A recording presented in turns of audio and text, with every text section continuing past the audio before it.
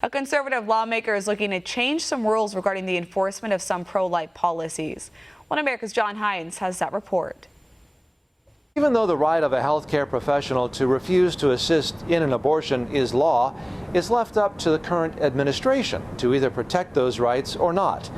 But now Oklahoma Senator James Lankford thinks it's time to do more to protect these rights of conscience. Right now, already in law, it's not that a medical professional shouldn't be required, if it violates their faith or their conscience, that they shouldn't be required to do an abortion. That's already law. But the problem is, if an administration chooses not to enforce it, they can just say, yeah, we're going to allow the hospital to be able to force you to be able to do this, or they'll fire you and we won't defend it.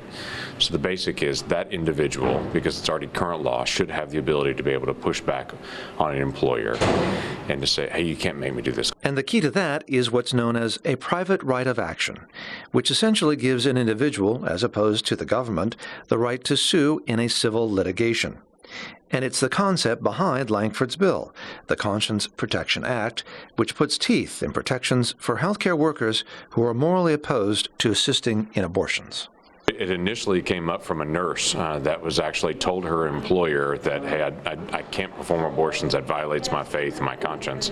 And then months later, after she was there, they pulled her into procedure, and when she got there, they said, it's an abortion and you can't leave. We need you to be able to help perform this. And she had to stand there and participate in the death of a 20-week-old child. And in this case, the Obama administration ultimately chose to ignore the law, says Lankford.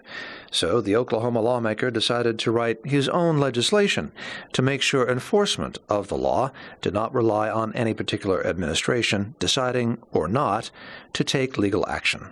So it started this process of saying, how do we make sure that individuals are protected and their rights are protected for their own conscience? As Americans, we have disagreements on this, but the last thing you'd want to do to somebody, I would think, is to say, I know this violates your conscience, that believes that's the death of a child, but I'm going to make you do it anyway.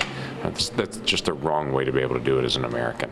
For now, the Trump administration, through the Civil Rights Office of the Health and Human Services Department, has put in place new policies to protect conscience rights and religious freedom. John Hines, One America News, Washington. Want to see more videos like this? Click on the link below and subscribe to One America News on YouTube, and call your cable provider and kindly demand that One America News is added to your lineup. Call and subscribe today.